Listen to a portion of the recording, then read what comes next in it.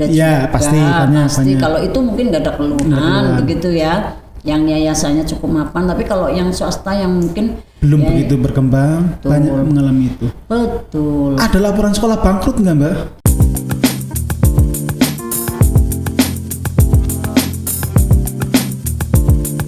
Selamat sore, Mbak Irawati. Selamat sore. Ekonomi Kepala Dinas Pendidikan Kabupaten Banyumas. Terima kasih Mbak Ira rawuhnya di Rendezvous program YouTube Radar Banyumas. Jadi Mbak Ira ini juga sebenarnya tetangga Radar Banyumas karena dalamnya rumahnya di belakang ya Mbak Ira. Mbak Ira sehat Mbak Ira? Alhamdulillah sehat. Tadi pagi bocorannya baru tenis meja ya. Tenis lapangan betul, lupa saya. Betul. Bisa main berapa set Mbak? Tadi karena hujan setengah. Hujan itu ya? Setengah. Lawannya siapa? Karena hujan tadi lawan teman-teman sendiri berpartner dengan Pak Tarno dari SPN Polisi. Oh gitu ya, Pak Tarno, Sutarno pengurus Persibas. Ya suka bal-balan Pak Tarno, yang agak keriting-keriting itu nih Mbak Ira. Mbak Ira, saya bahagia sekali karena kemudian pertama ngobrol dengan tetangga sendiri. Wonge dewek. Yang kedua wonge dewek juga jadi pucuk pimpinan di gerbong yang luar biasa besarnya. Dinas yang paling besar menurut saya kan dinas pendidikan, yang diurus tuh banyak sekali ya Mbak Ira ya. Dan yang diurus itu manusia.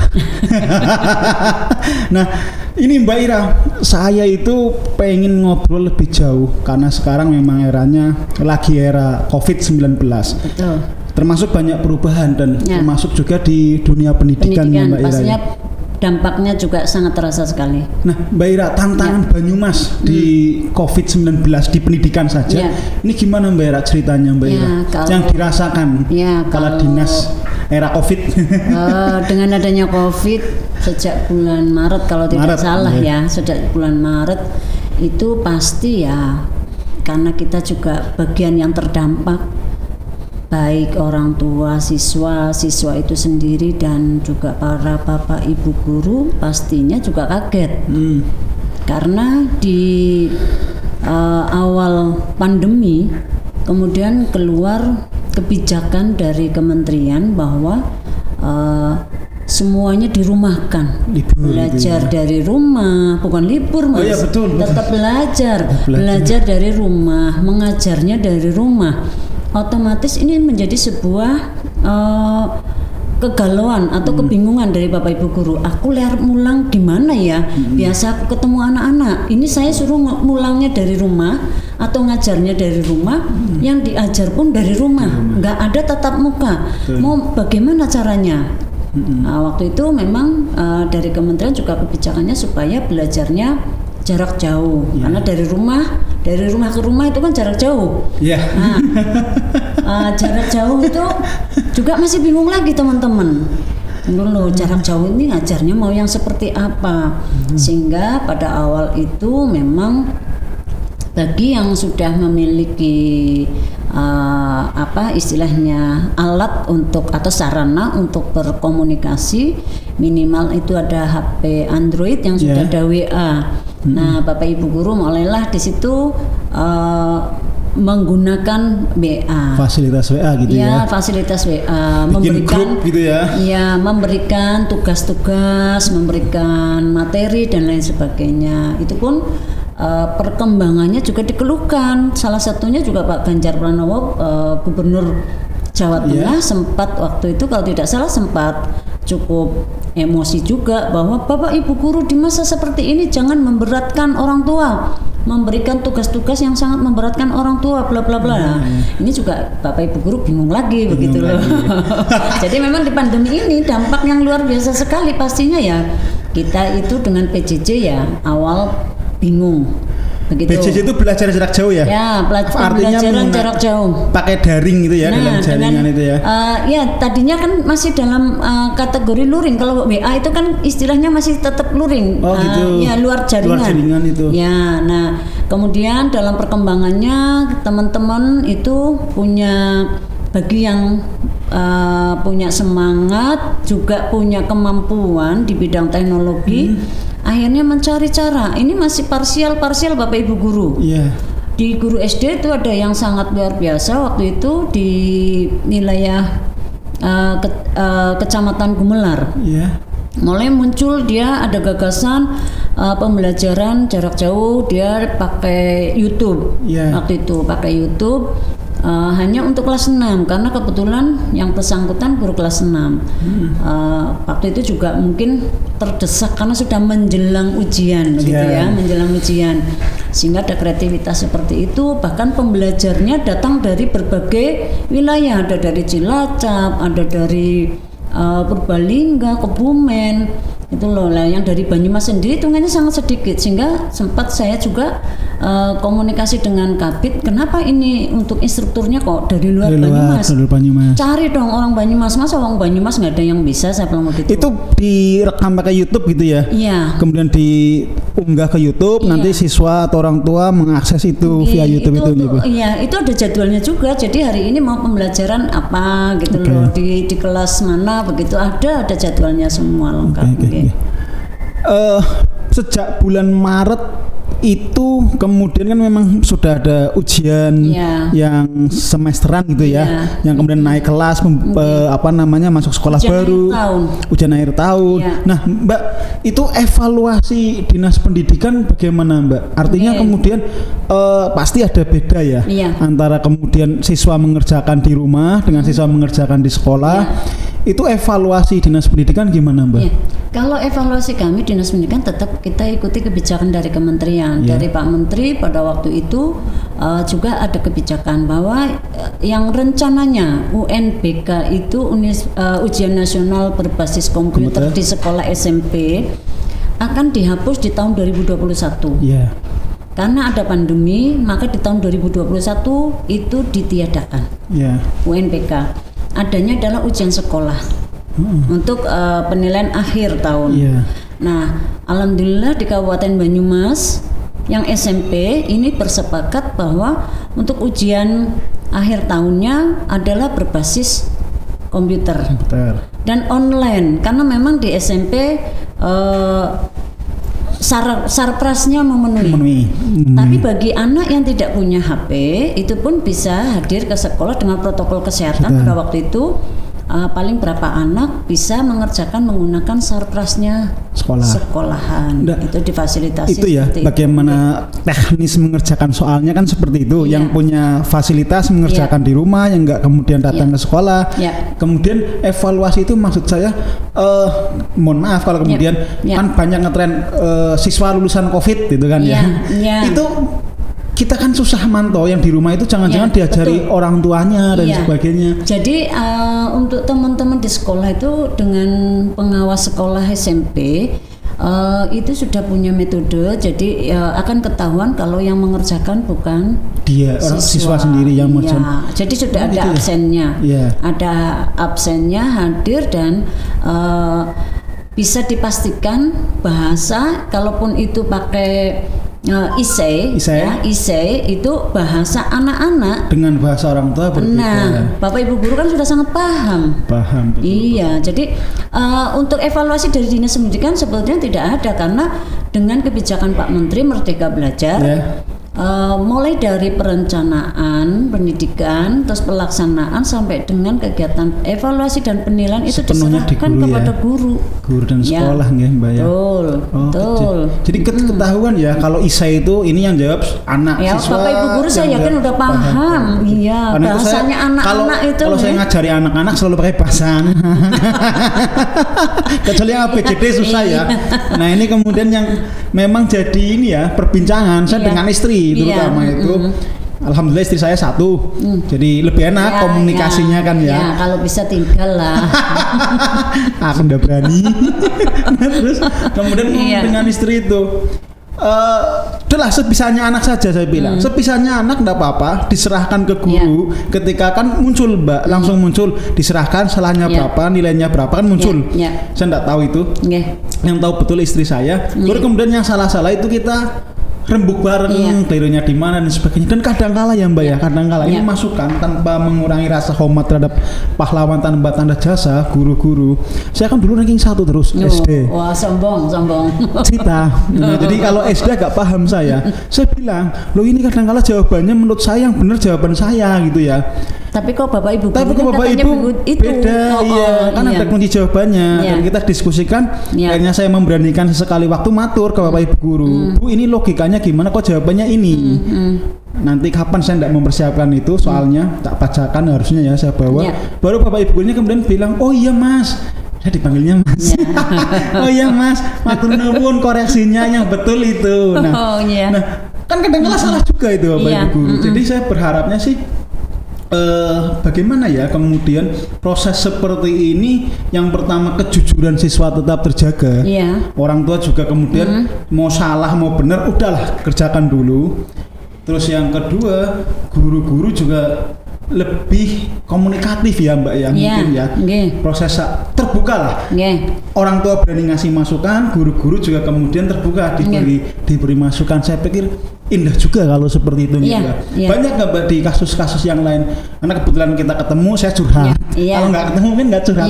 Ada orang tua lain yang curhat nggak Mbak? Kalau orang lain curhat kayaknya sih saya belum pernah mendengar. Saya belum pernah ada curhatan seperti ini. Ya baru sekarang ini ada curhatan dari orang tua bahwa biasanya yang lainnya curhatnya apa Mbak? Jadi ada juga sebetulnya tidak semuanya seperti itu ya, itu kan kasuistis ya. Kasuistis. Artinya tidak semua Bapak Ibu guru berperilaku seperti itu. Banyak juga Bapak Ibu guru yang komunikatif sekali, bahkan menggunakan media WA group menginformasikan kepada orang tua, Bapak Ibu putranya Bapak Ibu hari ini bla bla bla bla bla bla. Hari ini kok kelihatan lesu bla bla bla bla. Itu banyak juga yang komunikatif. Jadi kalau yang Mas Yudi sampaikan itu ya kasuistis lah. Komunikatif, Bapak Ibu gurunya komunikatif, artinya ngasih tugas, absen. Kemudian pasti. ini juga pasti, jalan. Ya kalau namanya ada kekeliruan, Bapak Ibu guru memberikan jawaban yang berbeda dengan jawaban orang tua dan kebetulan kemudian menjadi jawabannya benar yang orang tua, itu ya nama guru aja juga manusia dan kebetulan orang tuanya kan pinter ya. Orang tuanya Mas Yudis yang ranking 1 terus kan kayak gitu loh. SD Mbak, SD. Jadi kemudian kalau saya lanjutkan yang penilaian ya. Yang penilaian kalau yang SD itu kan juga ada beberapa istilahnya kreativitas dari Bapak Ibu guru. Bisa saja soal diantar ke rumah, ditungguin nanti dibawa lagi. Ya model-model tapi sebetulnya kebijakan dari Pak Menteri di masa pandemi ini, nilai itu bukan menjadi acuan ukuran utama bukan ukuran utama ya. Tapi di situ adalah bagaimana keaktifan si anak, kehadiran di sekolah, mengikuti pembelajaran. Yang berikutnya adalah karakter. Nah, kalau memang karakternya dia baik selama belajar di sekolah, kan nggak datang ke sekolah, belajar di rumah maksudnya? Enggak, waktu kan ada penilaiannya kan, ini kan penilaian akhir tahun. Iya kan, yang kelas 3, yang kelas 3 SMP atau kelas 9 dan yang kelas kemarin 6 yang mau ujian itu kan pasti ada penilaiannya, dan ada juga syarat dari Pak Menteri untuk dinilai hasil prestasi pembelajaran 5 semester ke belakang. Jadi kalau kelas 9 yang SMP itu kelas 9 itu berarti dari mulai kelas 1 udah dinilai, atau kelas 2, 3 itu kelas 7 itu sudah dinilai. Kelas 7 semester 1 itu kan sudah dinilai karena mundur ke belakang 5 semester. Demikian juga yang SD. Tuh, jadi punya bahan juga Bapak Ibu guru untuk menilai begitu. Lah yang semester 5 itu kan tidak ada pandemi. Iya, itu ya. Nah, yang kemudian ini Mbak Ira terkait masih di pandemi ini, tentu sebentar lagi kan juga bulan ujian, kemarin baru tengah semester ya. Kemarin baru tengah semester, terus nanti mungkin sekitar bulan Januari, Desember ya, itu udah ujian semester. Itu kan juga baru semester 1 ya. Iya. Biasanya sih memang tidak ada ranking-rankingan. Iya. Dulu guru itu kan hanya sekarang tidak ada ranking-rankingan. Nggak ada ranking. Itu model evaluasinya juga akan sama, Mbak. Sama. Ya. Seperti kemarin dan kami pun Bapak Ibu guru itu sudah mulai melalui kepala sekolahnya, pengawas itu sudah mulai menyiapkan materi untuk ujian semester pertama begitu loh. Jadi nanti ini kan sudah tengah semester sudah jalan karena memang modelnya sekarang kan diserahkan sepenuhnya kepada sekolah, kepada Bapak Ibu guru, tapi tidak boleh lepas dari kurikulum 2013 ya. Jadi itu yang sekarang dilakukan dan yang untuk akhir semester pertama ujiannya itu Bapak Ibu kepala sekolah sudah mulai merancang untuk pelatihan penyusunan soal itu loh, karena memang untuk soal yang istilahnya soal itu kan ada soal kelas rendah dan kelas tinggi. Nah, yang untuk membuat soal kelas tinggi itu memang harus ada banyak pelatihan untuk Bapak Ibu guru. Tidak semua guru itu ya mau membuat soal. Gitu ya. Betul. Jadi kalau yang soal kelas tinggi itu kan yang jawaban memang multiple choice tapi ABCD gitu ya. ABCD-nya itu jawabannya mirip-mirip. Mirip-mirip, betul mirip-mirip. Itu kalau nggak ranking 1 ya saya berat itu jawabnya, Mbak. Sama. Saya kalau jadi PNS di Dinas Pendidikan juga kayaknya jadi kayak Bu Ira pada dinas. Pastinya. Mbak Ira, tapi dari evaluasi ini ya tentu ada monitoring, evaluasi di Banyumas ini kan mungkin nggak semua siswa punya infrastruktur HP. Kalau kemudian kuota itu kemarin ada bantuan dari pemerintah, anak saya juga menerima, terima kasih. Itu katakanlah 100% dari siswa di Banyumas, berapa persen Mbak yang kemudian tidak terakses oleh alat komunikasi HP Android ini? Kalau SMP mungkin kisaran 20-an persen mungkin ya. Kalau kayak yang di kota itu, meskipun di kota tidak seluruhnya juga dengan zonasi ya kemarin. Dengan zonasi tidak semua sekolahan itu anak-anaknya bisa memiliki kemampuan memiliki sarpras HP. Iya, betul. Ya, sebagai contoh aja kemarin, saya yakin di setiap sekolah punya identifikasinya. Jadi sebagai contoh kemarin waktu saya di SMP 6 itu mendapatkan informasi dari kepala sekolah SMP 6, Ibu di sini ada 6 anak yang tidak untuk kelas 7. Kelas 7 itu ada 6 anak yang tidak bisa mengikuti pembelajaran daring. Karena tidak punya. Iya. Kalau jaringan mau di kota rumahnya pasti punya jaringan. Nah, ini kendalanya tidak punya HP. Kemudian yang seperti itu ada kebijakan dari kami dan itu juga ada kebijakan dari kementerian karena boleh luring.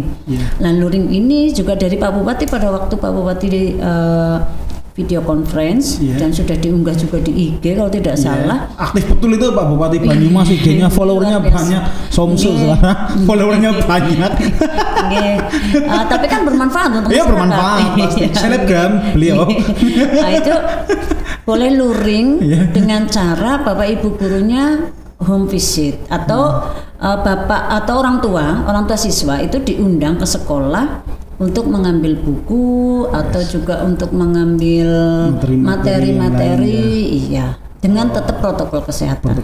Berarti yang tidak punya fasilitas komunikasi, alat komunikasi bisa luring itu ya, Mbak Ira ya.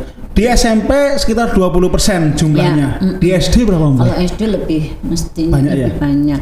Tapi pola yang diterapkan untuk solusinya sama. Iya, jadi di SD mamanya ada orang tua yang tidak memiliki HP, bahkan yang tidak ada jaringan. Kalau SD mungkin karena ada yang tersebar di daerah Watu Agung yang naik sana Ciwarak apa wilayahnya itu mungkin sana susah sinyal. Atau di Cilongok itu ada yang sudah di bawahnya Curug Cipendok.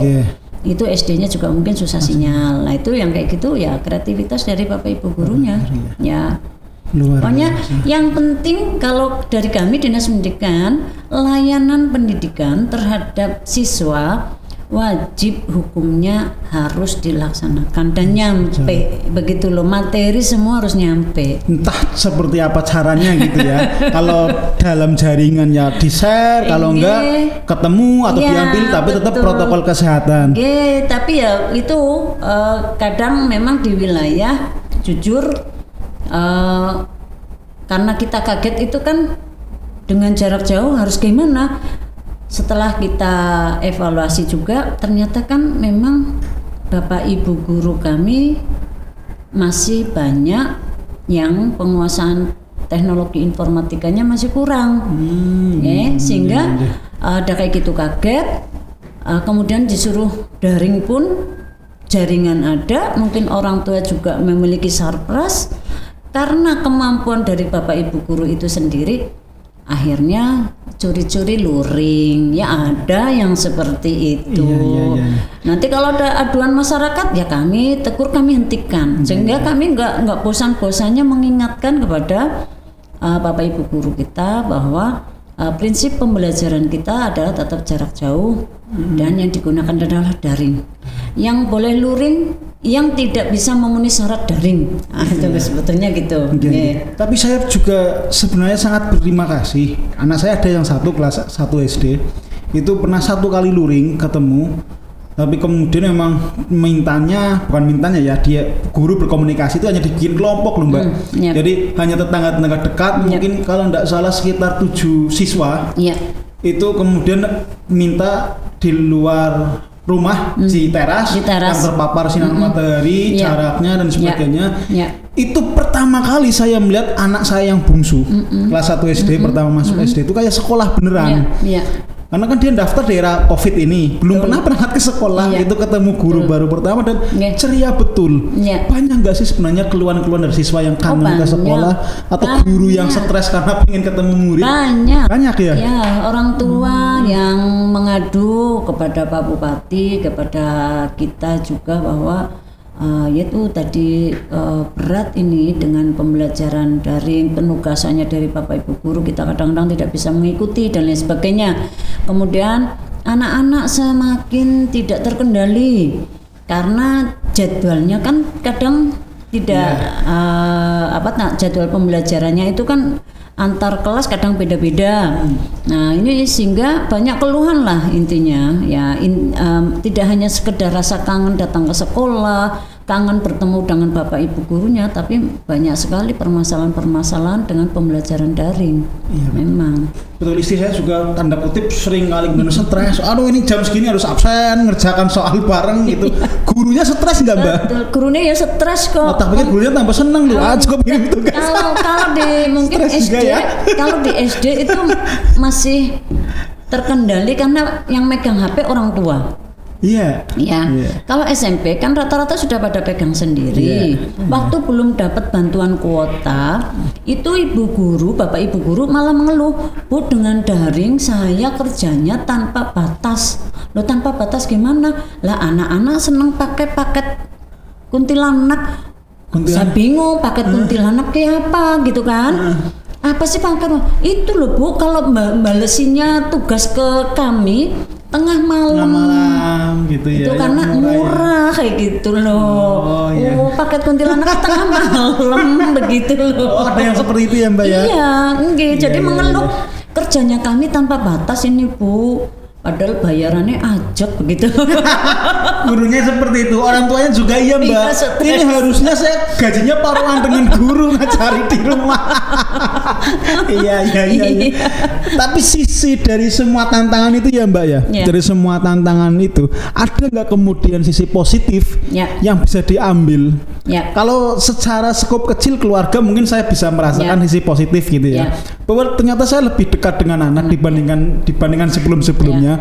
Kalau dari sisi guru atau kemudian dinas pendidikan sebuah institusi, ada nggak Mbak sisi positifnya? Atau negatif semua ini COVID? Enggak lah, Allah kan menimpakan musibah, pasti di balik musibah ada hikmah ya. Betul. Lah ini banyak juga hikmah yang bisa kita petik, kita peroleh, khususnya bagi para pendidik. di mana sebetulnya di kurikulum 2013 itu kan juga sudah diamanatkan bahwa Bapak Ibu guru itu diwajibkan meningkatkan kompetensinya di bidang teknologi informatika dan senantiasa mengikuti perkembangan zaman. Karena anak-anak yang kita didik kan anak-anak yang lahir di era milenial. Betul. Nah, kalau Bapak Ibu gurunya tetap mengajar dengan cara konvensional, ya mungkin anak-anak bosen. Begitu kan? Betul. Anak-anak menjadi bosan, anak-anak menjadi malas ke sekolah. Karena memang anak-anak kita kan anak-anak yang sudah sangat mahir mengoperasionalkan native HP. digital mereka itu. Iya. Jadi orang yang lahir yang di era digital. Iya, di era milenial seperti ini. Nah, makanya ada tuntutan sebetulnya kurikulum 2013 sudah memperhitungkan era digitalisasi dunia gitu ya. Iya. Makanya di kurikulum 2013 itu mengamanatkan Bapak Ibu guru harus meningkatkan kemampuannya di bidang TIK itu tadi. Dan senantiasa mengikuti perkembangan zaman. Dulu mungkin TIK-nya kita cukup untuk ngetik words dan sebagainya ya. Sekarang sudah email sudah luar biasa sekali nggih. Kalau kita tidak mengikuti itu ya pasti kita juga ditinggal oleh anak-anak kan. Anak-anak juga memang sumber utama pembelajaran itu adalah Bapak Ibu guru. Tapi melalui YouTube, melalui Google, Mbah Google mau cari apa aja sudah bisa. Nah, itu juga bisa sebagai sumber pembelajaran. Meskipun sumber pembelajaran utama di sekolah adalah Bapak Ibu guru, kalau kembali lagi, kalau Bapak Ibu guru tidak mengikuti era digitalisasi dan perkembangannya, maka akan ketinggalan dari anak-anak. Iya, anak-anak menjadi saja anak saya juga lebih pandai mengoperasikan gadgetnya saya dibanding saya sendiri, Mbak. Itu asli real memang. Jadi hikmahnya sekarang Bapak Ibu guru kita semangat tanda kutip dipaksa kan adanya COVID ini dengan keterpaksaan ini tapi mereka jadi pinter. Itu sisi dan positifnya. Kreativitasnya muncul. Sekarang sudah model pembelajaran macam-macam muncul di sekolahan. Luar begitu biasa, ya. Itu satu sisi itu yang guru hebatnya Banyumas gitu loh. Oh gitu ya Banyumas Peter. Oh Banyumas Peter ya gurunya hebat-hebat. Sekarang berarti yang ngisi YouTube sudah bukan hanya dari guru-guru kabupaten tetangga, Banyumas sendiri sudah banyak ya. Sekarang sudah banyak dari kita. Setelah Bu Ira marah. Saya nggak pernah marah di dinas pendidikan. Marah nggak berani. Marah nggak apa-apa sesekali. Biar beritanya bagus. Nanti ditulis sama Mas Yuda. Mas Yuda ya. Ini masih nanti dipeseni. Jangan ditulis, di syuting aja biar masuk YouTube. Mbak Ira, lalu kemudian persoalan begitu banyak, tapi kreativitas juga muncul. Banyak juga kreativitas yang muncul. Soal evaluasi memang sesuai dengan ini lebih pada masing-masing guru gitu ya.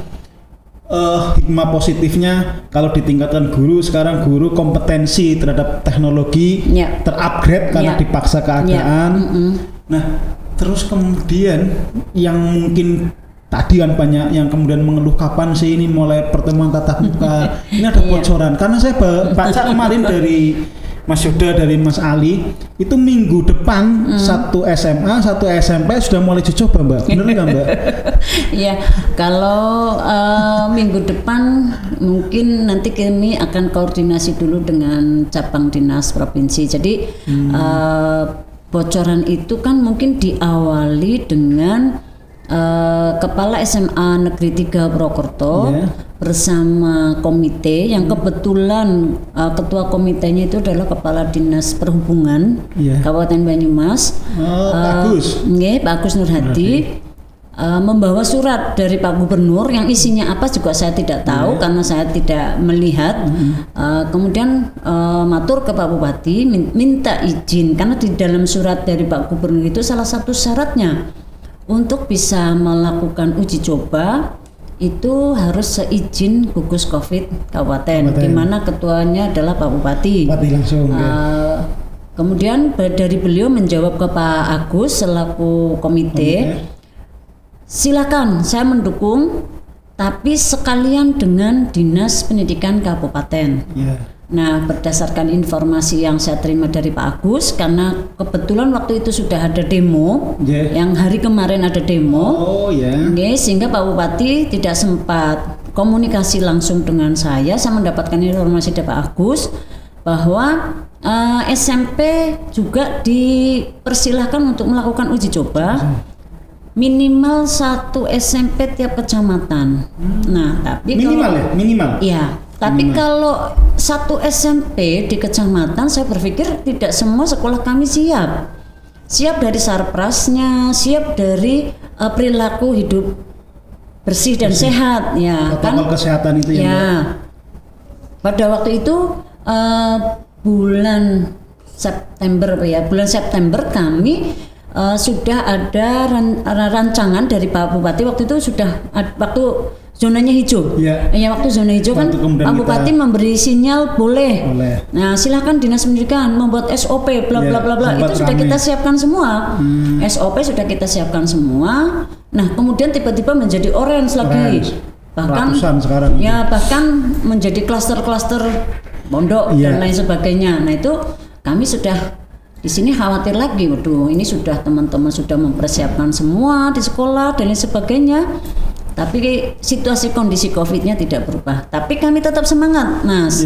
Teman-teman di sekolah tetap mempersiapkan untuk sarprasnya dan sarana untuk protokol kesehatan untuk persiapan tatap muka. Dan sesuai dengan SOP, salah satunya adalah agar mengajukan izin. Sekolah mengajukan izin untuk bisa tatap muka ke Dinas Pendidikan dulu. Dinas Pendidikan membentuk tim verifikasi. Tim verifikasi Dinas Pendidikan terdiri dari kepala BPBD atau dari BPBD, unsurnya unsur BPBD dan unsur kesehatan. Ya, Dinas Kesehatan. Kami Dinas Pendidikan. Nah, ini kami memverifikasi ke sekolah yang mengajukan izin apakah yang tercantum di kan harus mengisi lembar-lembar gitu ya Mbak, form kemudian harus tersedia apa-apa begitu ya. Nah, itu apakah yang dia tulis kelengkapan itu fakta di lapangannya sudah sesuai atau tidak itu. Dan bagaimana untuk sanitasinya, bagaimana kamar mandinya, itu semuanya kita lihat. Nah, bagi sekolah yang memang memenuhi syarat, ini rencananya mau kami ajukan ke Pak Bupati. Begitu. Tahap pertama yang sudah kita verifikasi itu ada 24 sekolah. SMP ya. Kalau SD lebih banyak lagi. Iya, SD berapa Mbak? Karena kalau itu SD September berarti ya. Iya, karena SD metodenya beda. Karena SD jumlahnya banyak. Kalau timnya dari Dinas Pendidikan dan Dinas Kesehatan nggak punya orang gitu loh ya. Karena waduh nanti kebagi antara SD dan SMP sehingga untuk SD kami ada kesepakatan dengan Kepala Dinas Kesehatan untuk verifikasinya didelegasikan ke puskesmas. Ya, jadi di SD itu digawangi dari kami Dinas Pendidikan pastinya ada. Kemudian dengan Korwil, koordinator wilayah pendidikan di kecamatan. Dulu UPK ya, Korwil ya? Iya, yang dulunya UPK, puskesmas, kemudian Pak Camat kita libatkan. Camat terlibat juga ya Mbak? Ya, mungkin juga ada Forkompimcamnya yang terlibat. Ada Pak Kapolsek, Pak Danramil. Ya. Jadi itu skupnya skup kecamatan. Ya, nanti dilaporkan ke kami untuk SD. Kalau SMP beda, SMP yang langsung timnya kabupaten. SMP 24, SD berapa Mbak? Waduh, kalau jumlahnya saya banyak ya, ratusan. Itu kan harus ada laporan dulu dari Korwil. Iya. Korwil kan belum seluruhnya selesai melakukan verifikasi. Kemudian itu ditunda karena Banyumas kembali ke zona oranye ya. Sebetulnya kalau untuk pelaksanaannya tidak kami tunda. Verifikasinya tetap jalan. Tatap mukanya ditunda karena zona oranye. Mengajukan izin ke gugus Covid-nya yang kami tunda karena kondisinya begini. Nanti ya kalau Pak Bupati berkenan, kalau enggak malah. Iya betul. Gitu kan. Mbak, kalau dari SOP itu mungkin bisa diceritakan sedikit bocorannya ya. Biar kemudian siswa juga siap, kemudian guru-guru yang ini juga, kalau guru mungkin Pak Guru lebih siap, tapi siswa orang tua itu kira-kira bocorannya Mbak, SOP-nya itu apakah kemudian soal jaga jarak misal, kalau soal cuci tangan saya punya bayangan sedikit, jaga jarak itu apa kemudian siswanya masuk bergilir, atau kemudian bangkunya karena kan udah ini ya bangkunya dijarak-jarakin atau gimana Mbak? Jadi waktu itu kan Pak Bupati memberi sinyal dan juga sesuai dengan instruksi dari Pak Gubernur bahwa satu kelas itu kan minimal 10. Maksimal atau minimal? maksimal 10. Paling banyak 10 siswa. 10 siswa, iya. Dengan 10 siswa rata-rata di SMP itu kan siswanya 32, berarti kan Satu dibagi kelas ya, dibagi 3 3 shift lah, katakanlah seperti itu. Nah, dengan dibagi 3 shift ini kan teman-teman di sekolah merasa keberatan bagi jadwal. Iya. Kalau SD sih kena ngomong sekelas, kelas 6, kelas ini gurunya siji-siji. Kalau di SMP kan mapel. Mata pelajaran ya, betul. membagi jadwalnya cukup susah kalau yang di SMP, sehingga waktu itu ada keluhan dari Bapak Ibu kepala sekolah SMP, dasar keluhan dari Bapak Ibu mapel kalau membagi jadwalnya susah. Saya memberanikan diri maju ke Pak Bupati, mohon izin Pak, mau jangan maksimal 10, kita 50% lah Pak, saya bilang gitu.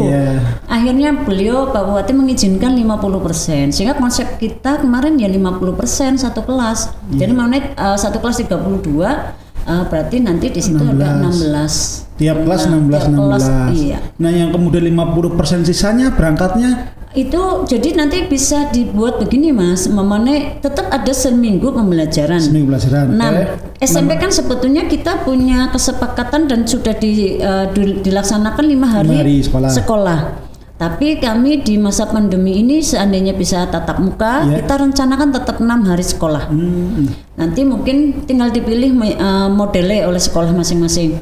Hari Senin mungkin untuk kelas 1. Berarti kan kelas 1 yang tadinya ada 8 kelas menjadi 16 kelas. Ya kan? Masuk semua kelas 1. Kelas 2 belajar di rumah. Ya. Oke. Hari Selasa kelas 2. Kelas 2 masuk semua. Ya. Terus kemudian hari Rabu yang kelas 3. Begitu. Modelnya bisa seperti itu ya. Modelnya mau seperti itu, atau nanti modelnya juga sekolah akan ngatur mungkin separuh kelas 1, separuh. Tapi juga ada 1, 2, 3 tapi separuh. Sepertiga kelas 1, sepertiga kelas 2, sepertiga kelas 3. Enggak, separuh.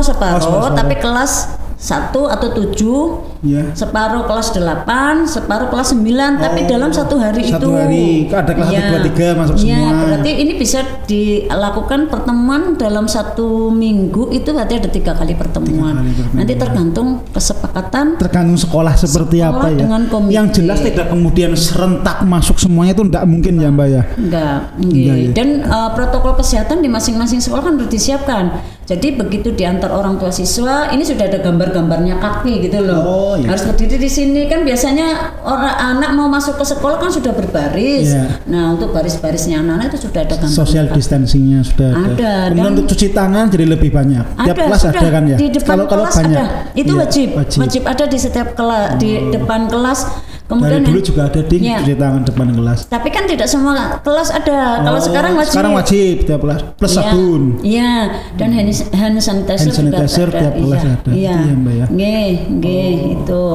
Jadi kurang lebih di SOP bocorannya seperti itu. Dan intinya Banyumas sebenarnya tanda kutip kalau kemudian zonanya hijau, gugus tugas atau Pak Bupati mengizinkan, sekolah sudah siap ya. Insya Allah Dinas Pendidikan sudah siap ya Mbak. Siap, sekolah siap. Kecuali bagi memang sekolah yang belum bisa memenuhi Sarpras. COVID-nya, ya pasti ada lah. Ada juga ya. Iya, kalau ada itu tidak kita izinkan pasti, meskipun masih zonanya hijau. Walaupun zonanya hijau, Sarpasnya tidak memenuhi, tidak boleh tatap muka. Boleh lah. Dan itu ada ya. Kasihan ya. Kasihan, dibantu lah Mbak biar memenuhi. Yang bisa bantu Pak Bupati. Kaitannya dengan Sarpas itu kan ada uang. Dan mungkin juga bukan berarti saya lagi merendahkan, kemungkinan di sekolah swasta itu yang ada yang mungkin tidak mampu. Sekolah swasta juga ini ya. Dengan tidak, sekolah swasta dengan tidak ada tatap muka, tidak ada anak berangkat ke sekolah, kan orang tua pada orang gelem bayar. Iya. Saya juga tapi saya alhamdulillah enggak pernah bayar sekolah. Maaf, hidupnya sekolah swasta itu kan dari iuran orang tua siswa. Lah, kalau tidak ada iuran orang tua siswa, untuk operasional harian mereka nggak ada. Bahkan kemarin sudah masuk keluhan ke Dinas Pendidikan, gurunya aja nggak dibayar. Ada ya Mbak ya? Iya, udah kayak gitu nggak dapat bantuan lagi dari pemerintah. Kok bisa? Karena statusnya guru. Tidak dapat bantuan yang apa kayak PLT, PLT apa itu? PLT ada juga pekerja yang berapa ya pekerja dapat bantuan pemerintah? 2.400.000 untuk 4 bulan. Berarti setiap bulan 600.000 ya. Itu guru swasta enggak dapat? Nah, itu kayaknya juga belum tahu ya. Karena harus masuk ke BPJS Ketenagakerjaan. Oh iya, itu BPJS Ketenagakerjaan, Mbak, betul. Syaratnya itu. Iya, kalau apakah yayasan juga sudah mengurus mereka atau tidak? Belum. Itu loh, itu guru swasta. Dari laporan yang masuk atau mungkin tidak ada laporan resmi, surat-surat yang masuk, berapa banyak guru swasta yang tidak ini, Mbak? Ya, kalau swasta yang sudah mapan itu kan ada juga. Ya, pasti. Kalau itu mungkin nggak ada keluhan begitu ya. Yang yayasannya cukup mapan, tapi kalau yang swasta yang mungkin belum begitu berkembang, banyak mengalami itu. Betul. Ada laporan sekolah bangkrut nggak, Mbak? Kalau sekolahan tidak, ini paling kalau lagi penerimaan siswa baru. Saya yang daftar sedikit karena gitu ya. Tidak ada siswanya. Ada satu sekolah yang daftar cuma satu kok. Masa satu mau diselenggarakan dalam satu sekolahan kan ya. 1 tahun ya privat betul ya, Mbak ya. Betul. Mbak Ira, lalu kemudian ketika tapi mohon maaf Mas. Gimana, Mbak? Minum. Ini yang bukan. Saya lupa kadang lagi. Ini yang sekolah swasta tolong dibantu dong. Dibantunya lewat nada. Ya, biar nyampe ke sana loh, nyampe ke pemerintah pusat. Ini nasib-nasib guru swasta tolong diperhatikan. Betul. Begitu. Jadi nanti akan ada stressing sendiri ditekankan di kita bahwa kemudian sekolah swasta juga tanda kutip sangat tertatih-tatih dalam era pandemi ini. Betul. Ini ada beberapa yang istrinya guru swasta ndak? Atau aja pacarnya guru sekolah swasta. Iya. Tapi sebenarnya sama, kami itu di dunia bisnis juga menghadapi sesuatu yang luar biasa, Mbak Ira. Memprihatinkan. Tapi kreativitas kayak teman-teman guru di Banyumas itu yang coba kami terapkan. Kenapa lahirlah Rendezvous ini, Mbak Ira. Mbak, kita tidak tahu kapan COVID akan berakhir. Betul. Kita tidak tahu kemudian kapan terjadi tatap muka kecuali zona hijau. Itu pun harus sesuai dengan Sarpras, SOP. Lalu Mbak, pendidikan Banyumas gitu ya, tantangan pendidikan Banyumas, katakanlah apa yang hendak dicapai pendidikan di Banyumas, kan nahkodanya Mbak Ira ya, sebagai kepala dinas pendidikan walaupun evaluasi di guru. Ada atau belum selesainya COVID, ada tidak adanya COVID, apa Mbak target Mbak Ira, Mbak, untuk pendidikan Banyumas ini? Targetnya pastinya kalau kami dinas pendidikan kita tetap dalam kondisi COVID maupun tidak COVID kita harus bicaranya pada kualitas ya. Target kami ya pastinya adalah peningkatan kualitas pendidikan di Kabupaten Banyumas. Kalau pendidikan itu mau berkualitas, pastinya juga Bapak Ibu gurunya harus profesional dan kualitas. Yang seperti apa? Guru yang berkualitas itu yang seperti apa? Ya, Mbak? Pastinya guru yang bisa memiliki selain ilmu pengetahuan, itu juga harus menguasai kemampuan di bidang yang lainnya agar bisa memahami bakat minat anak, karena sekarang ini kan lebih diarahkan kepada bakat minat yang dalam melakukan pembelajaran. Anak kalau yang saya dengar dari Pak Menteri, anak kalau memang tidak suka matematika jangan harus dipaksa kita paksa, gitu loh. Aja. Tapi masalahnya nggak suka matematika nggak dipaksa, nilainya 5 jadi jelek, Mbak. Akhirnya dipaksa juga. Loh ini di merah 5. Ya memang teori dengan praktek kan susah ya dan beda ya. Kalau nggak dipaksa ya udahlah, aku nggak ikut matematika gitu kan. Paling tidak bukan berarti tidak apa pemaksaannya itu tidak begini. Ya sudah terserah, bisa nggak bisa ya ngono, orang yang ngono kan bukan begitu. Justru dengan guru yang profesional yang tidak suka ini didampingi, buatlah pembelajaran bahwa matematika itu adalah menyenangkan begitu. Sehingga yang tadinya tidak suka menjadi suka, bahkan bisa menjadi ahlinya gitu begitu. Ya. Tapi kalau kemudian pelayan itu ada namanya SPM, standar pelayanan minimal. Kalau siswa itu mungkin ada namanya SPM juga, standar penguasaan minimal. Jadi matematika kalau yang nggak suka matematika nilai 5 yang nggak usah merah, kan nggak suka matematika. Kan sekarang penilaiannya nggak pakai angka. Oh gitu ya. Iya. Ketahuan saya jarang baca rapot anak. Aku lupa nggak baca rapot anak. Istri yang baca, Mbak. Iya. Mbak, peningkatan kualitas pendidikan di Banyumas. Kalau kemudian kita bermain scoring untuk guru dulu. Dari range 1 sampai 10, guru di Banyumas nilainya berapa, Mbak? Kualitas, baik pengetahuan, kompetensi skill yang lainnya, penguasaan teknologi dan sebagainya berapa, Mbak? Kalau saya suruh menilai begitu ya, itu sulit ya, karena variatif banget, gurunya kan banyak banget. Banyak banget, betul. Rata-rata lah, hampir rata-rata. Kalau saya bilang guru di Banyumas sudah hebat, bagus semuanya nih, bagus dan memiliki kinerja yang bagus pula. Nah, tinggal bagaimana kita dari Dinas Pendidikan dalam mengelola manajemen guru itu, karena kita pun memiliki tugas kewajiban melayani dari sisi administrasi. Kita harus bikin nyaman dulu guru. Artinya untuk ngurus kenaikan pangkat kita mudahkan. Kalau ada guru mau mutasi kita mudahkan. Guru yang mungkin mau mengikuti pendidikan juga kita. Kalau kepala dinasnya kayak Bu Ira jadi pengen jadi guru aja lah. Apa dimudahkan? Seru banget gini, Bapak Ibu guru. Enggak, begini loh. Ini kan tadi kan pertanyaannya bagaimana untuk bisa mereka. Nah, kalau mereka nyaman bekerja. Bikin nyaman itu ya. Betul. Kalau mereka nyaman, pasti mereka punya semangat kerja. Iya, betul. Pasti juga ingin meningkatkan kompetensinya. Betul, logikanya kan seperti itu. Keibuan betul sih, Mbak. Ya, logikanya seperti itu sehingga nanti Bapak Ibu guru sadar betul, iya saya ini adalah pendidik. Maka tugas saya adalah seperti ini. Saya juga sudah dibuat nyaman oleh pemerintah kok. Nah, itu seperti itu. Harapan. Ibu betul, Mbak Ira. Ya. Harapan kadang tidak sesuai kenyataan. Tapi kan nggak ada salahnya saya bermimpi seperti itu, gitu loh. Kembali Mbak, berapa nilainya, Mbak? Guru dulu. Saya sulit menilainya karena ada kewajiban untuk menilai kinerja guru. Itu kan ada penilaian kinerja guru, itu kewajibannya dari kepala sekolah. Kasek ya, kepala sekolah. Ya. Kemudian dari kepala sekolah, penilaian kinerja kepala sekolah oleh pengawas, begitu. Jadi ada timnya. Dan tim itu kan tidak bisa saya men-skor di Kabupaten Banyumas yang ranking 1 sampai 10 gitu, nggak bisa.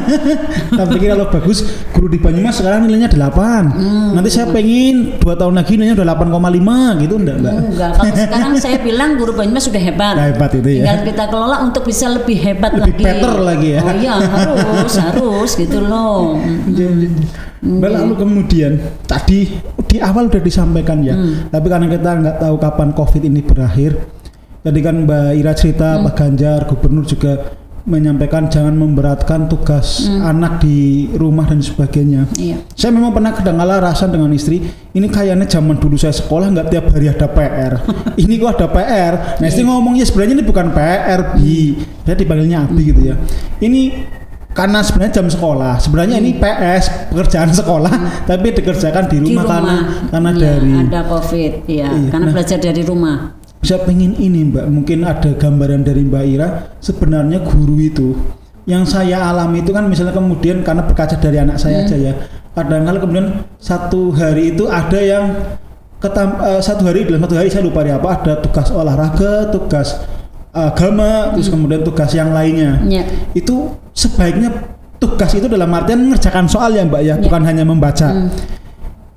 Itu ada ininya nggak, Mbak, range-nya sebenarnya tugas itu ada biar jangan kebanyakan itu sehari satu aja gimana, Mbak? Ini apa nggak usah ada tugas? Ternyata ngobrolnya kita hanya dengerin curhatnya Mas Yudi saja ya. Mana yang disampaikan hanya pengalaman pribadinya aja gitu loh. Kalau saya istrinya lebih dari satu, bisa banyak cerita saya, Mbak. Sebetulnya sudah ada pembatasan ya, karena Pak Menteri sendiri kan juga menyampaikan bahwa di era pandemi ini kurikulum aja tidak harus tuntas begitu. Oh, ada keluasan ya, seperti itu ya, keluasan seperti itu. Luas sekali sebetulnya Pak Menteri. Harus tuntas ya. Tidak harus tuntas untuk kurikulum karena ini masa pandemi lebih ditekankan kepada pembelajarannya adalah pembelajaran atau pendidikan karakter. Dan pendidikan karakter itu juga bagaimana anak-anak kita bisa memahami apa itu COVID, apa itu bencana. sehingga mereka pun akan bisa lebih tahu cara menghindarinya, cara menanganinya. Itu sebetulnya. Yang tapi lebih ini ya. nah memang dari Pak Menteri seperti itu, di surat edarannya juga begitu. Muncul seperti itu. Sehingga kami pun kalau ke sekolah menyampaikan atau ketemu Bapak Ibu guru yang kami sampaikan seperti itu. Nah, kemudian saya dibalas oleh Bapak Ibu guru. Tapi kenapa saya masih tetap harus mengisi e-rapot yang dimana e-rapotnya itu kurikulumnya kudu tuntas, Bu. Saya bingung nih. Jadi apa yang diomongkan Pak Menteri misalnya itu bingung, gue juga bingung. Kelihatannya enak tapi harus ngisi rapot. Ya, tapi ternyata rapotnya kan mereka saya kan tahunya dari guru. Guru mengeluh, tapi rapotnya Bu, rapotnya menuntut pembelajarannya harus kurikulumnya tuntas begitu. Nah, ini kan karena e-rapot itu kan sudah berbasis elektronik. Nah, e-rapot itu disusun sebelum ada pandemi. Lah untuk menyusun kayak gitu kan tidak gampang. Jadi dari kementerian mungkin belum ada. Mudah-mudahan nanti kan kapan sih? Desember ya, Mbak? Ujiannya Desember. Iya. Mudah-mudahan di COVID ini rapot yang atau kemudian evaluasi semester ya sudah muncul ya. Oke. Jangan Mbak Ira. Oke.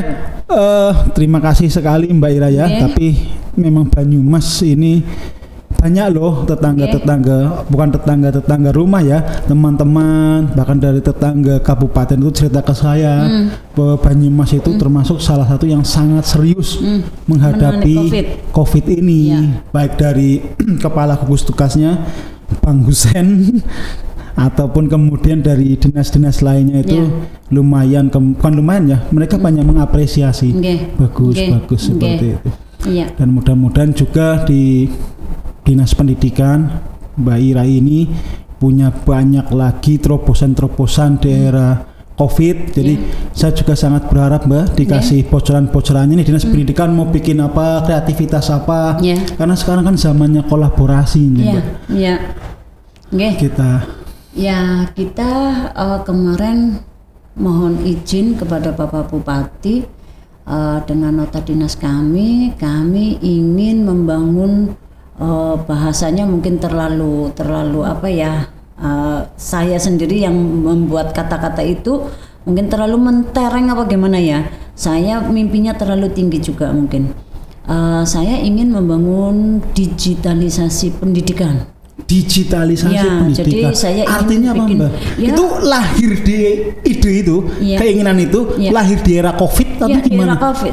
Sebetulnya sebelum era COVID, cuman jalan keluarnya nih waktu itu masih belum ketemu. Saya masih memberdayakan dengan teman-teman di lingkup dinas pendidikan, baik Bapak Ibu guru yang memiliki kemampuan di bidang teknologi informatika dan teman-teman staf yang ada di dinas pendidikan itu sendiri. Supaya membangun sistem yang untuk bisa memberikan itu tadi yang saya sampaikan, bagaimana saya bisa membuat nyaman Bapak Ibu guru di layanan administrasinya. Nah itu saya ingin membangun dengan cara tersistem dengan sehingga saya juduli dengan digitalisasi pendidikan. Itulah. Karena teman-teman juga punya tugas pokok fungsi, enggak jadi lama banget begitu ya. Bukan berarti mereka tidak mampu secara intelektualnya, tapi tidak mampu secara waktu ya. Jadi guru malah waktunya habis buat laporan gitu ya. Enggak ini. Nah kemudian karena seperti itu saya banyak berdiskusi dengan teman-teman yang paham tentang teknologi informatika. Nah, kemudian ada jalan keluar, maka saya beranikan diri membuat nota dinas kepada Bapak Bupati. Mohon izin kita mau bekerja sama dengan Institut Teknologi Telekomunikasi Purwokerto. Oh, Telkom. Iya, ITT Telkom. ITT Telkom Purwokerto. Kami mau bekerja sama membangun sistem digitalisasi pendidikan di Banyumas. Iya, alhamdulillah. Kami sampaikan dengan Pak Rektor mendapat dukungan yang luar biasa sekali. Itu roadmapnya kayak apa Mbak? Grand design-nya kayak apa? Isinya kalau digitalisasi pendidikan itu sebuah rumah ya, itu denahnya seperti apa? Isinya seperti apa Mbak? Kalau kami ingin dalam layanan kami kepada sekolah, Dinas Pendidikan melayani sekolah. Betul, iya. Layanan kami kepada sekolah itu kita permudah dengan cara elektronik, online. Sehingga Bapak Ibu Bapak Ibu guru, kepala sekolah tidak harus mondar-mandir datang ke Dinas Pendidikan. Lumbir nggak perlu datang ke Banyumas. Tidak bolak-balik dimintain data, begitu ya, yang dikeluhkan oleh teman-teman. Bu, kemarin sudah dikasih data, katanya untuk kebutuhan ini, hari ini dimintain data yang sama lagi. Ini kebutuhannya apa lagi? Begitulah. Ini belajar dari masalah dan belanja masalah itu dari teman-teman, maka keluarlah ide. Saya seperti itu. Oke, nanti juga layanan di bidang keuangan, administrasi BOS itu kan cukup merepotkan. Terutama di guru SD, di mana guru SD itu kan tidak punya tenaga administrasi. Guru ya kan jadi bendahara BOS, belanja, mengadministrasikan, kegiatan, belum nanti mencatat asetnya.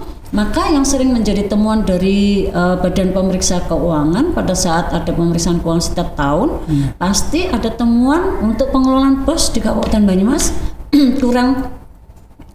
masih kurang tertib begitu.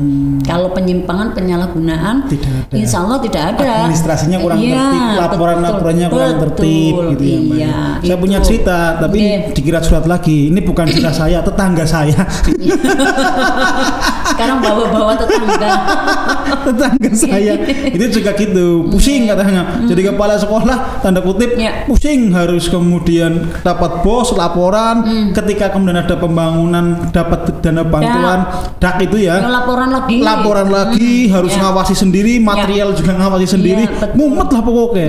Itu mudah-mudahan dengan digitalisasi pendidikan jawab persoalan itu ya. Iya, salah satunya seperti itulah, mudah-mudahan. Tapi berarti lebih kepada Bapak Ibu guru digitalisasi pendidikan itu atau menyentuh siswa juga Mbak? Ini masih yang kami namanya membangun itu kan nggak bisa langsung makro semuanya betul. Makanya ada skala prioritas. Nah, kita tawarkan dengan teman-teman kepala sekolah, ini yang menjadi prioritas mana dulu, manajemennya dulu atau kan proses pembelajaran begitu. Karena kalau proses pembelajaran sebetulnya yang tadi saya sampaikan sudah pernah saya sampaikan bahwa teman-teman di sekolah dengan pandemi ini kreativitasnya kan sudah muncul. Dengan pembelajaran daring sekarang sudah tidak seperti di bulan Maret. Awal-awal gagap betul ya. Sudah canggih sekarang gitu. Bahkan kami pun Dinas Pendidikan bekerja sama dengan teman-teman kepala sekolah SMP. Kita sudah bangun rumah belajar dengan nama banyumascalakan.go.id, bisa digunakan untuk itu adalah pusat pembelajarannya Bapak Ibu guru dalam rangka peningkatan kemampuannya di bidang teknologi informatika. Kita bangun rumah namanya banyumascalakan.go.id. banyumascalakan.go.id. Nanti muncul di tulisan YouTube kita. Promo gratis Mbak. Alhamdulillah. Artinya apa Mbak? Banyumas Calakan itu apa? Calakan saya minta memang sama teman-teman cari dong nama yang unik, tapi Banyumasan banget. Nah, Calakan itu katanya yang dari guru-guru yang Banyumas, memang pinter bahasa Jawa gitu ya. Itu Calakan itu tegas lah gitu loh. Cerdas gitu loh. Kalau saya taunya soto Sruti Nyilekamin. Ini kan cerdas tangkas gitulah, kayak sing slogannya nang SD kelo. Cerdas takwa terampil. Cerdas takwa terampil. Kurang lebihnya seperti itu. Jadi itu belajarnya Bapak Ibu guru itu bisa digunakan dari guru PAUD sampai guru SMA, SMK di Kabupaten Banyumas. Dan salah satu instrukturnya dan yang juga salah satu teman yang membidani lahirnya Banyumas Calakan itu adalah guru di SMK Negeri 2 Purwokerto. Yang notabene kan harusnya beliau orang provinsi. Betul. Tapi sangat peduli dengan pendidikan di Kabupaten Banyumas. Beliau rela hati, semuanya gratis. Luar biasa. Semuanya tanpa biaya, tanpa ada honor, pokoknya luar biasa gurunya saya. Makanya saya tadi bilang hebat. Beliau itu laki-laki. Laki-laki. Lihat senyum biru udah bahagia. Yang enggak, ini kan ada guru SMP-nya juga, guru SMP, kepala sekolah SMP itu luar biasa lah. Saya itu juga gratisan dengan Mbak Ira, lihat senyumnya Mbak Ira udah bahagia. tanpa bayaran semua itu.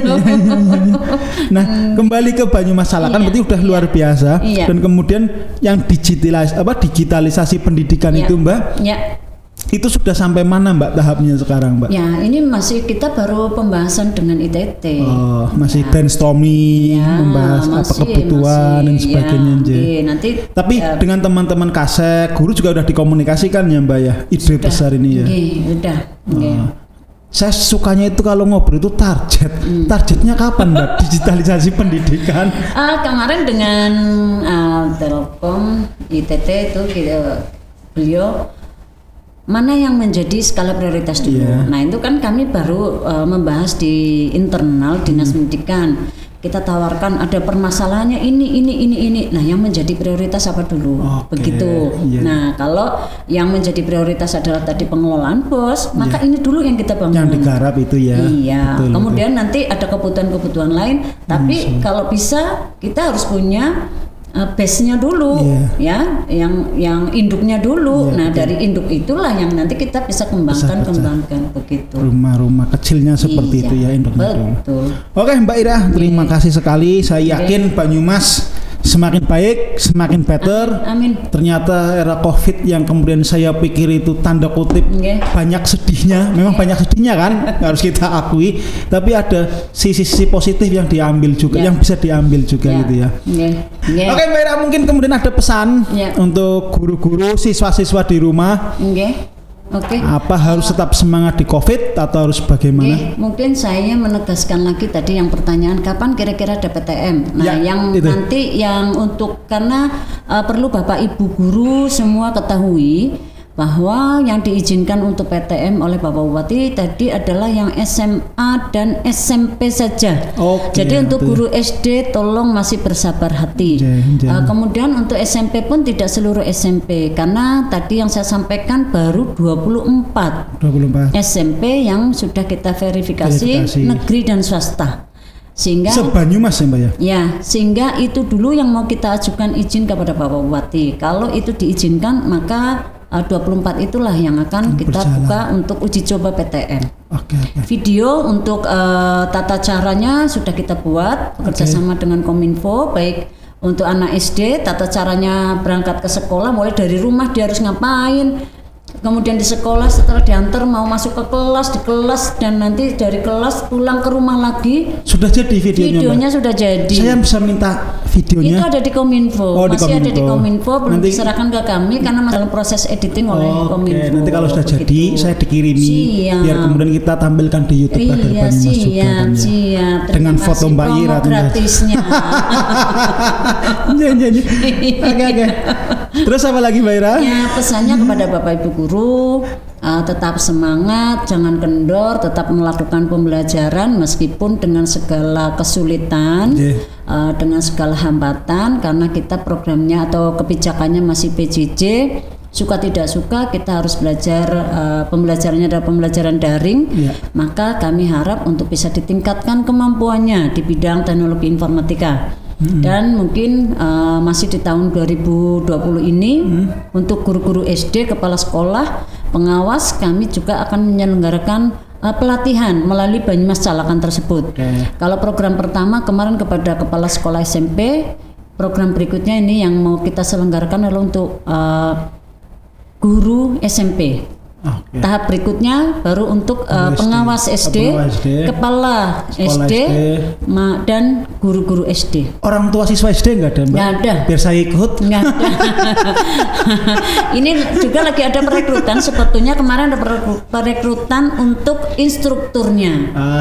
Dan mulai hari Senin nanti akan dibuka pelatihan untuk instruktur. Dan alhamdulillah peminatnya banyak sekali, bahkan dari luar Kabupaten Banyumas banyak yang ingin bergabung karena kelihatannya rumah belajar yang dibangun oleh tingkat kabupaten maupun kota di Jawa Tengah mungkin Banyumas termasuk yang dahulu dibandingkan dengan kabupaten lain. Selamat. Sehingga Tadi sama Mas Yudi disampaikan banyak yang marry dari kabupaten tetangga ya mungkin saja seperti itu. Tapi itu tidak membuat kita tinggi hati. Oh enggak, tetap harus rendah hati, tetap harus berkarya, meningkatkan terus dan belajar terus begitu. Oke Mbak Ira, terima kasih. Cheers dong Mbak Ira. Cheers. Oh iya. Biar gaul. Terima kasih.